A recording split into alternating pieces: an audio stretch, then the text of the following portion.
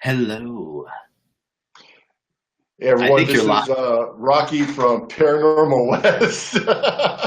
Right now with Matt Benton from Paranormal Research Unit.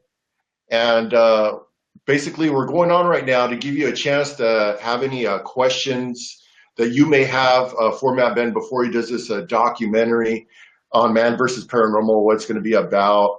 Uh, so I guess I'll be asking just a few of the questions that most people, would want to know. So Matt, uh, what locations are you going to be visiting, Matt? Well, first one. Tomorrow, I am going to the Monroe House in Hartford City, Indiana, and I will be locked into that house for 3 days and 3 nights all by myself. I said that very dramatically. How's it feel though? How does it feel? Do you are you scared or are you are you content or you only got like a few more, you only got a couple of days, so. Yeah, actually, tomorrow we start production. The day after that, we're filming all day, but at night on Sunday, I'll be locked into the location for 3 days and 3 nights. And what do I feel about it? What I feel about it is actually a little nervous because I never dealt with a demonic one like this. I've done this before, Mhm. once before at the Randolph County Infirmary, but that's more ghost related. Nothing that Right.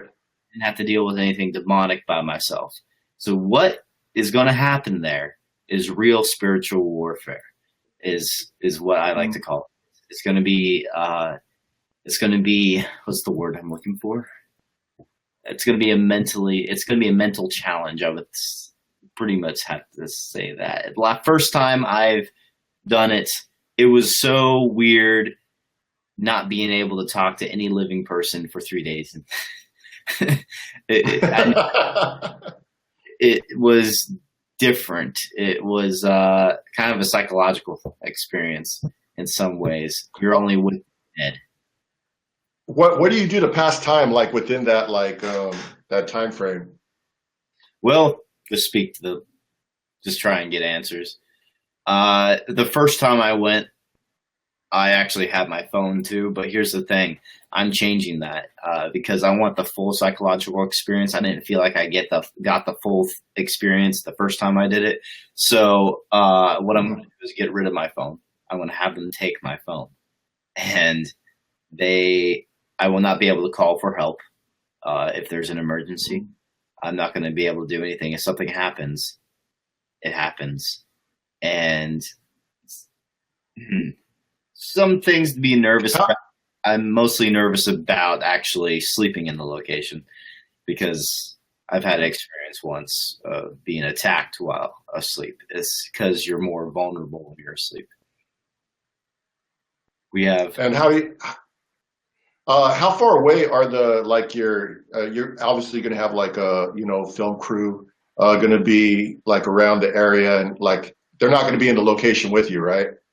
no, Not like these paranormal TV shows to where they say they're going in, but they got the cameraman and then like they got like two other people. So you're just going to be in there by yourself. yes, 3 days. 3 days, no help, 3 days. No phone. No no, phone.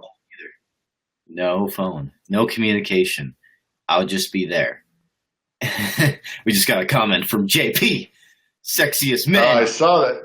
paranormal right here. Oh JP knows.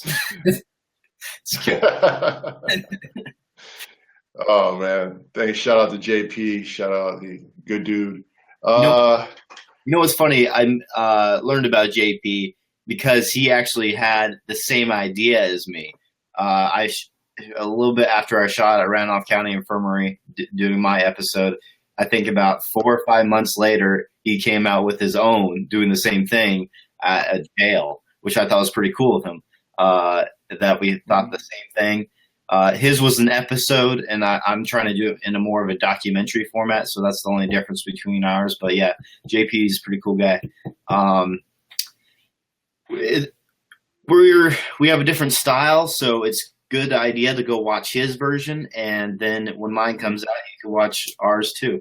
Mine, I mean, and yes, I want to say ours because there's other people working on this film. It would not happen if I didn't have this production team, like with Marcus, Dwayne, all these guys are coming to help me to make this happen.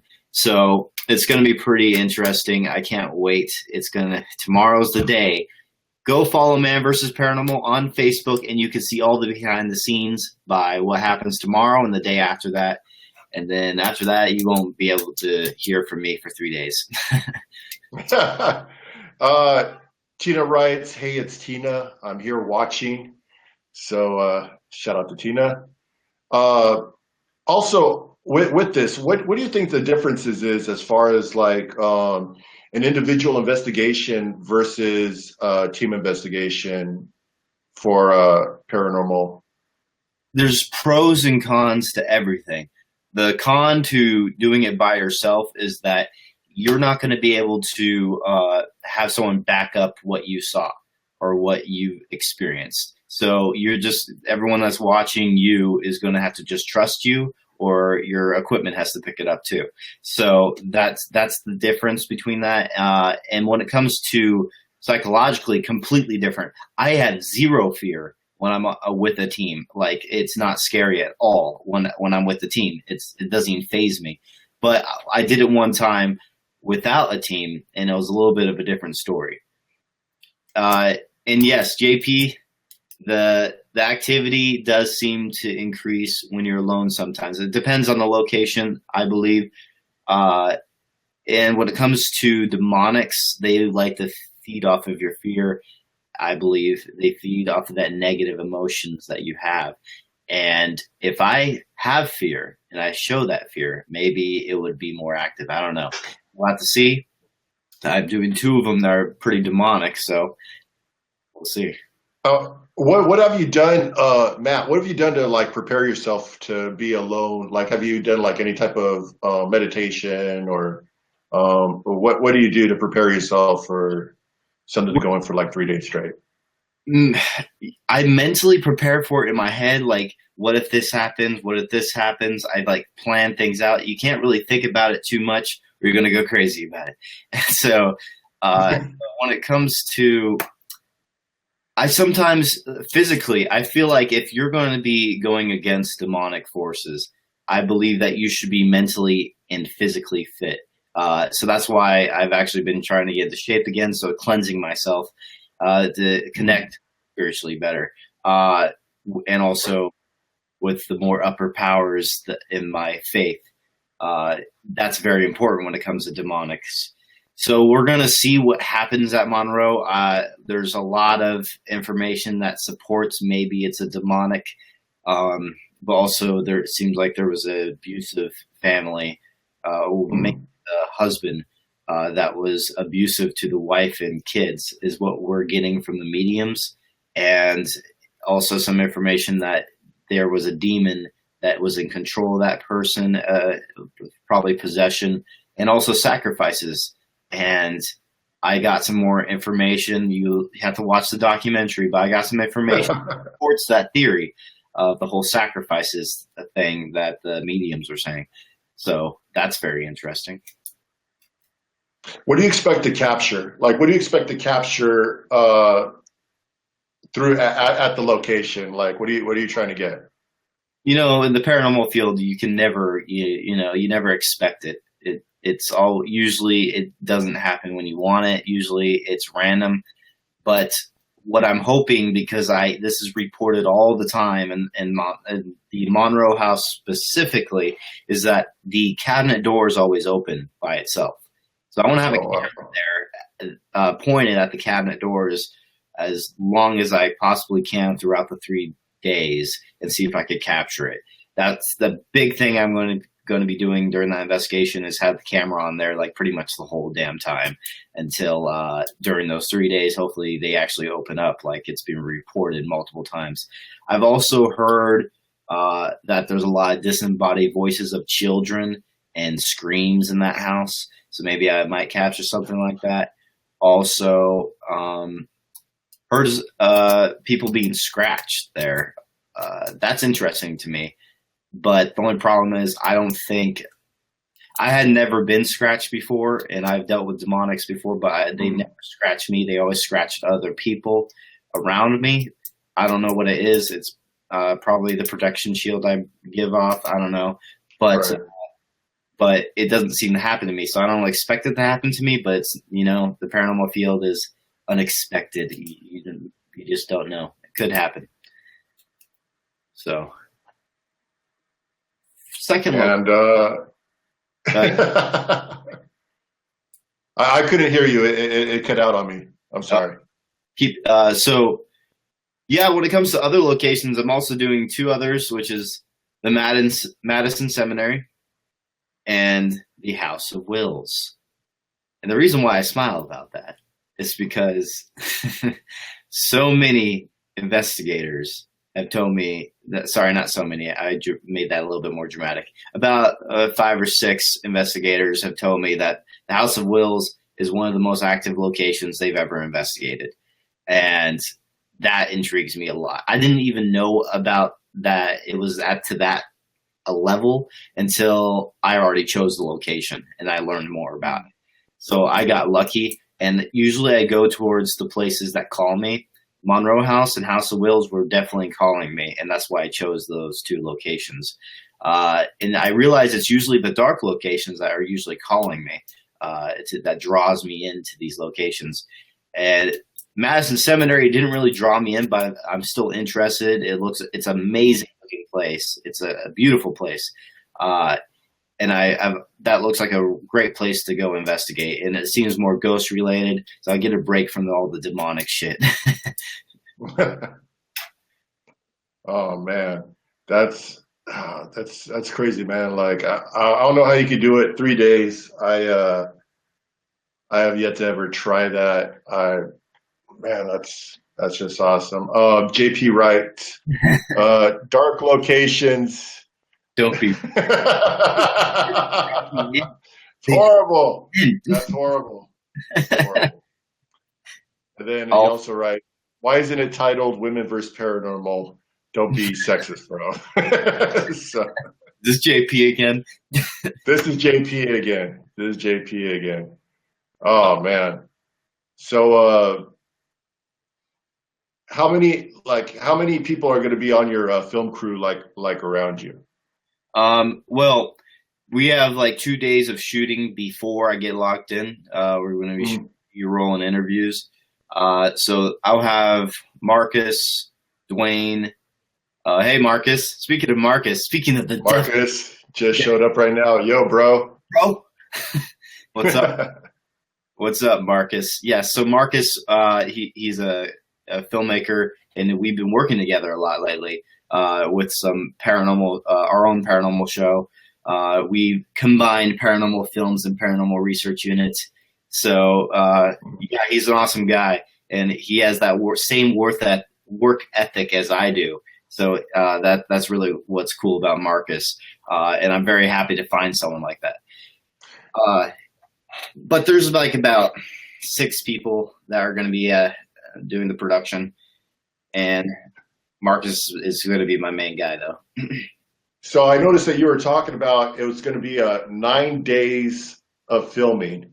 9 days when investigating part. When it comes to locked in, 9 whole days. And the worst part about it, I'm going to be doing static cams, and that fucking sucks. Review static cams. So if you're All in all, how long do you think it's gonna take you to review? Susan writes real quick. Hi guys, how are you? I'm Sue. Hi Sue, how are you? And then Marcus writes, this guy is the craziest guy I know. Respect. So back to what I was saying, man. I'm sorry. How long do you think it's going to take you to actually put the film together, the documentary? Rough guesstimate.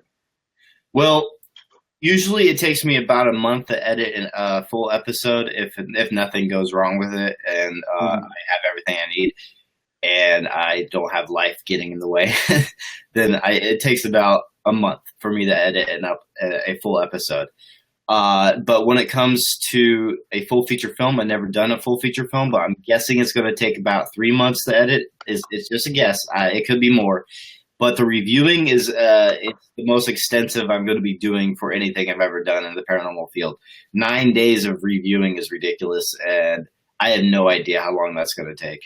We'll have to see. I'm trying to get it done by October because that's a good time to release a paranormal documentary is during Halloween time, right?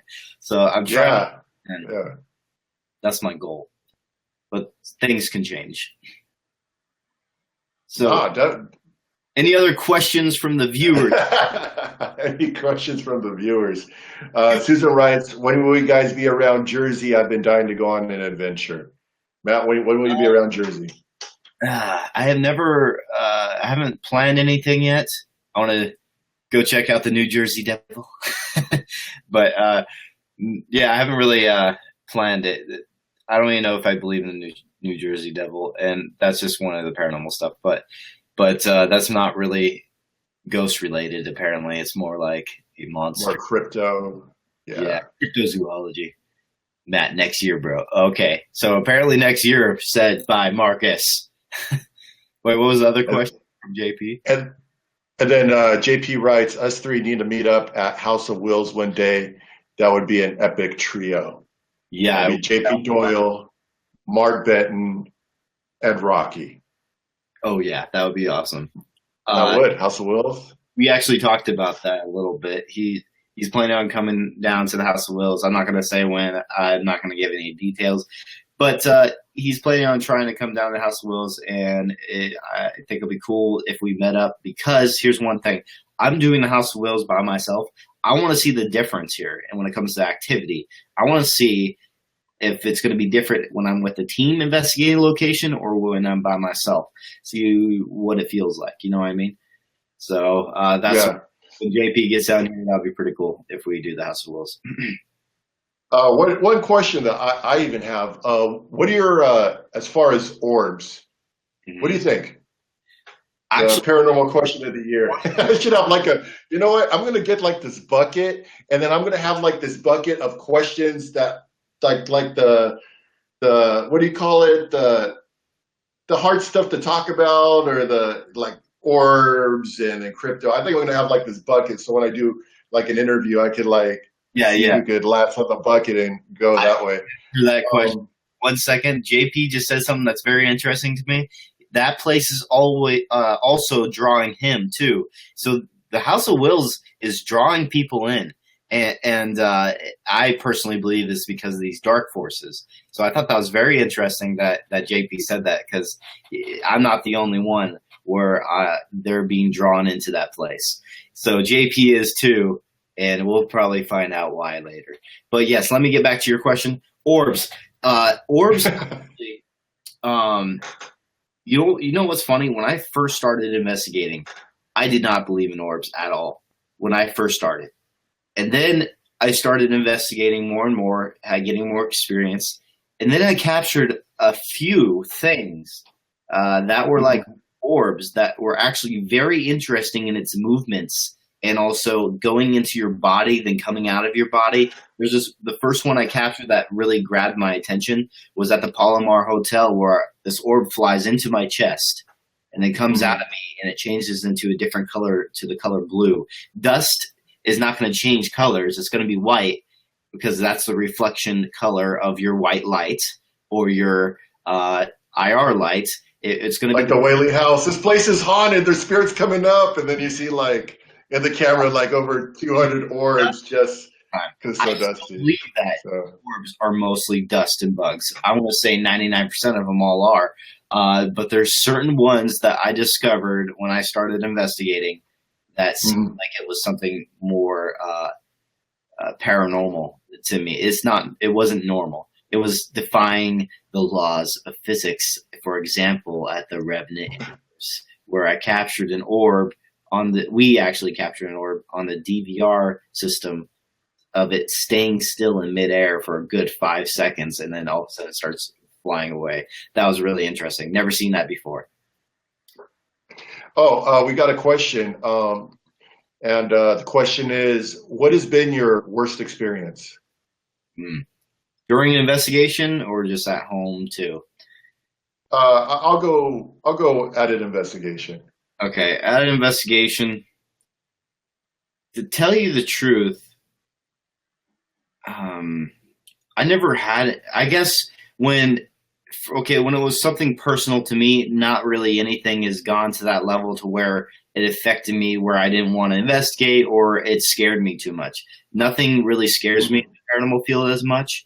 Uh, but when it comes to other people in harm's way, that's when I get worried. And during an investigation at the William Heath Davis house, I was on a case and Eric was provoking a little and he got knocked out by this entity, completely knocked out, snoring and everything. And I had to perform a minor exorcism. I say minor because it wasn't, 100% by the book. And also I don't wear the cloth. I'm not authorized. But during an emergency situation like that, I had to do something. I had to run downstairs to get my crucifix and holy water and say a few things. But you guys can watch the episode. The episode's already out. Just type down the William Heath Davis house and you can see what happened there. But there, I guess that would be the craziest, I guess scariest. I guess my adrenaline was pumping. I didn't show that in the video, but I should have showed that. My adrenaline was pumping like a lot during that moment. Another big one was at the Mackey Mansion when not only did Dante get a huge scratch on his back, a voice recorder, which the experience was caught on camera, it wasn't caught on video, but the experience was. A voice recorder was thrown across the room, and I saw it with my own eyes. I saw it lift off with my own eyes. It was And how far you say across the room? So how far, give or take, like 6 feet, 6, 7 feet. That's how far. 6, 7 feet. And I saw it with my own eyes. It was amazing. During the moment, I was in the middle of a provoking stage because I felt like I was really working with this entity. I believe provoking is okay with certain entities, like negative entities. I usually like to provoke because when it comes to the human ones, they usually interact to you. They interact when you're provoking, and I felt like this was a human spirit, negative spirit I was dealing with at the time, and then. Right. I was provoking, and all of a sudden it was progressing in activity the more and more I provoked. So when that voice recorder was thrown across the room, my first reaction was like, is that it? The first thing I said right when it happened, because I wanted more. You kind of get a little greedy when it comes to evidence once you've seen it all. JP writes again. He wants to know, what kind of food are you bringing, man? What do paranormal investigators eat for 3 days when they're trying to do their thing? You know what's funny? I call this when I go investigating, I call it the Ghost Hunter diet because I only get like one meal a day, pretty much, because I'm so busy the whole time, filming, and investigating. It takes up so much of my time, I forget about eating. So I only eat like once a day. So what I brought this time was, some Cliff Bars for nutrition and some chips. And also I got these packets that's like tuna and these. You bring the health bar and then you bring the fat snacks. So is that like your balanced? No, the health bar I wanted because you need all your nutrients to be energized, and the health bar has all that. So it's good to keep energized. Plus, I got monsters to keep me wide awake. Tina has a question. She writes, "Have you ever had an attachment?" Okay. Here's the thing. When I first started investigating, I was having a lot more spirits following me home when I first started investigating for the first 2 or 3 years. I've had something negative follow me home once. I wasn't 100% sure until I realized, you know what? I've never been afraid of the dark, so why am I afraid to go walk down this hallway when it's nighttime? Because so I was feeling like this is like a weird negative presence that I was feeling because I've never been afraid of the dark. So why am I feeling this now? So I discovered, I think it was something following me home, and I was there by myself at the moment. This is back when I was in high school, so I was still living with my parents, and then they were actually gone that night, and I started to yell at it to leave. And I did that. It disappeared and never came back. And I was speaking like in Jesus Christ and stuff like that, using that version of my faith. So, yeah. JP wrote, that week I was alone, I ate Nutrisystem. So he understands your theory as far as like what paranormal investigators eat for 3 days. Yeah. But actually, we did 5 days. The problem, I was actually planning on wanting to do a whole week at these locations, just to push it to the limit.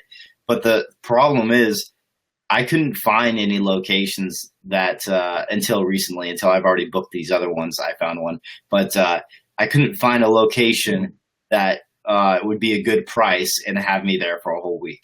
So I had to slim it down to 3 days. 3 days is still a pretty long time, but I wanted to do a whole week. It was just not in my budget, so I did 3 days instead. And JP got lucky. He had a good deal with someone, and he got that location for 5 days, which is pretty cool. You're one lucky guy. Some other questions? Yeah, Susan writes, what do I have to do to become a part of these adventures? Well, you can always start your own paranormal team. Find people that are interested and really into the paranormal and create your own team. And also, I got good advice from Adam Kimmel, and also it's advice from me too, from personal experience. Don't always search locally, because you're most likely not going to find the perfect person to work with locally. That's what I did the first time, and it was just friends that were just in for it for the thrill. You want guys that are like dedicated and want to find the answers. That's who you want to be with, and I'm with that type of person right now, Marcus. And also I was with that type of person with Dante. We were all motivated to find the answers and to research the paranormal, and not just for the thrill of it. That's what a lot of my friends were in it for when it first started. You got Sean Gilmore from Ectovision. He got lucky at a Paracon. I didn't know you guys met at a Paracon. You need to tell me that story later, Sean. And then, okay, man, go ahead and let them know where they could find your videos. Man vs. Paranormal Facebook page, of course. Later on, after, probably sooner or later, we're going to be ITC Talking Dead, and we're going to get more of that going on after, some of these documentaries. Yeah. So where can they find you at on YouTube? Well, or anywhere. Man vs. Paranormal, I'm actually promoting on Facebook because it's a better promotion tool. So I'm going to be releasing the trailer hopefully in May, because that's when I finish filming. And I'm planning on editing right away after I'm done filming. And going to edit a trailer. And then after the trailer, I just get back to reviewing because I'll be doing a lot of reviewing. And I am the type of person that likes to review first and then edit. I know, like my friend Marcus, my partner, he likes to review while editing, and I'm like, I can't do that. I have to review and then edit. Yeah. But when it comes to trailers, that's different because you're not trying to create a storyline yet, and also you're not trying to put in the evidence yet. So a trailer, you're just trying to get good moments and everything. And so Man vs. Paranormal, everything, all the details, all the news, everything is going to be on the Man vs. Paranormal Facebook page. We're going to be getting photography shots from our shoots, and trailer hopefully be out in May. So yeah, what were you going to say, Rahkee? One more thing. You got the Banshee box charged up, or Yes, actually you ready? finished charging. And yeah, I should promote that more because I love that Banshee box. It's awesome. It's an amazing ITC device that can really push the limits into ITC research. And this is going to make things easier to communicate to the spirits I will be stuck with and isolated with. So yeah, it's going to be fun with the Banshee box. Can't wait. That's one of the biggest hypes for this documentary, I think, is because it's going to give me a lot more communication. Thank you, Tina. All right, everyone that tuned in, I just want to say thank you for tuning in. So just stay tuned. If you haven't had a chance, be sure to go to Man vs Paranormal Facebook page, hit the like button, and then you can follow the documentary for the next couple of months and see what Matt has to offer. So you got anything else, Matt, before we go? Yeah, I forgot to say that the documentary is planned on going into film festivals and also going to go into select theaters. So there's going to be a few theaters I'm going to be releasing it in. So stay tuned for all those little details after the documentary is finished being edited. That is going to be on the Facebook page also. So if you guys want to watch it in theaters. Okay. All right, Matt, thank you. And thanks for everyone that got a chance to tune in right now. We appreciate, you guys following the page. Have a good one. Thank you.